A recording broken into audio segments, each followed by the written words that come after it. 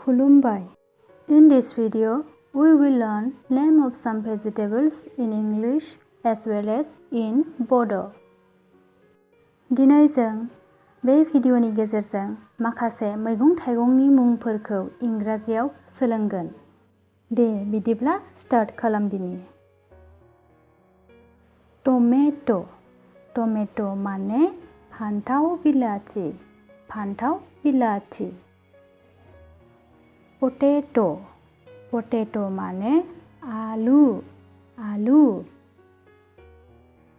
ब्रिन्जल. ब्रिन्जल माने फान्थाव. फान्थाव. पाम्पकिन. पाम्पकिन माने जोगोनार. जोगोनार. केरट. केरट माने गाजर. गाजर. रेडिश. रेडिश माने मुला. मुला. मुला. क्यूकाम्बर. क्यूकाम्बर माने थाइबें. थाइबें. Ladies finger. लेडिस फिंगार माने मैथा सिख्ला. मैथा सिख्ला एबा भिन्डी.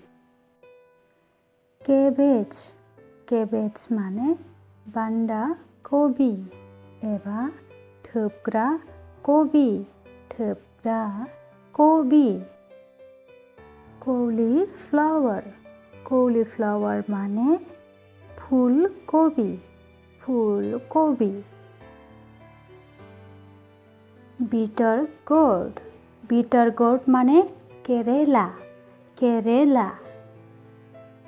Bottle gourd. बटल गोर्ड माने लाव. लाव. एश गोर्ड. एश गोर्ड माने खुमब्रा. खुमब्रा. Spiny gourd. स्पाइनी गोर्ड माने खांख्रिखला. खांख्रिखला.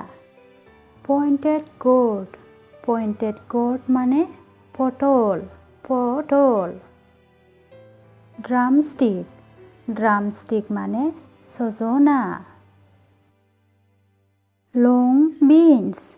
लंग बीन्स माने सबाय बिमा. सबाय बिमा. Elephant Apple.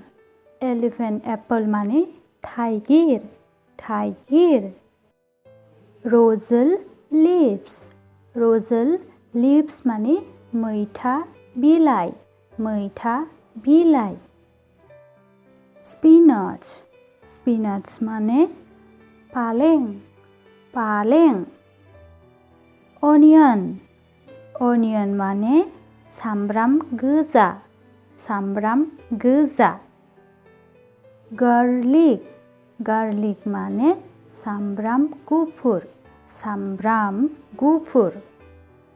दे बिदिब्ला दिनैनि थाखाय एसेनोसै. गोजोन्थों.